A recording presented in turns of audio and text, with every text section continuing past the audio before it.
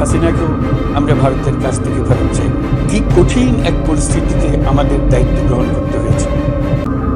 ছাত্র শ্রমিক জনতার অভূতপূর্ব গণ অভ্যুত্থানের পর ফ্যাসিস্ট সরকার প্রধান পালিয়ে গেলে দেশ সরকার শূন্য হয় সাময়িকভাবে। পুলিশ প্রশাসন এ সময় সম্পূর্ণ নিষ্ক্রিয় হয়ে পড়লে উদ্বেগজনক এক পরিস্থিতির সৃষ্টি হয়। স্বৈরশাসনে বিপর্যস্ত এই দেশকে আমাদের সবাইকে মিলে পুনর্গঠন করতে হচ্ছে।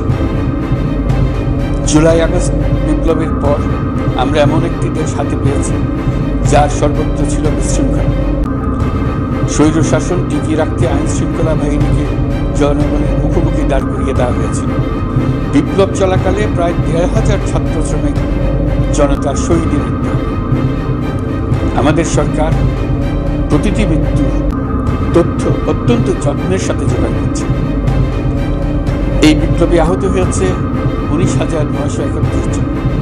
আহতদের জন্য ঢাকার ১৩টি হাসপাতাল সহ বিভিন্ন বিশেষায়িত হাসপাতালে চিকিৎসার ব্যবস্থা করা হয়েছে। প্রতিদিনই তালিকায় আরো নতুন নতুন শহীদের তথ্য চোখ খুঁজছে, যারা স্বৈরাচারের আক্রোশের শিকার হয়ে এই পৃথিবী ছেড়ে চলে গেছে। প্রতিটি হত্যার বিচার আমরা করবই।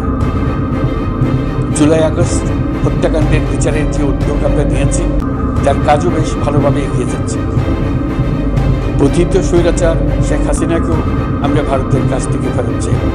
কেবল জুলাই আগস্ট হত্যাকাণ্ডই নয়, আমরা গত ১৫ বছরে সব অপকর্মের বিচার করব। অসংখ্য মানুষ গুম হয়েছে, খুন হয়েছে। এই সময় আমরা গুমের তদন্তে একটা কমিশন গঠন করেছি। কমিশন প্রধান আমাকে জানিয়েছেন অক্টোবর পর্যন্ত তারা ১৬০০ গুমের তথ্য পেয়েছে।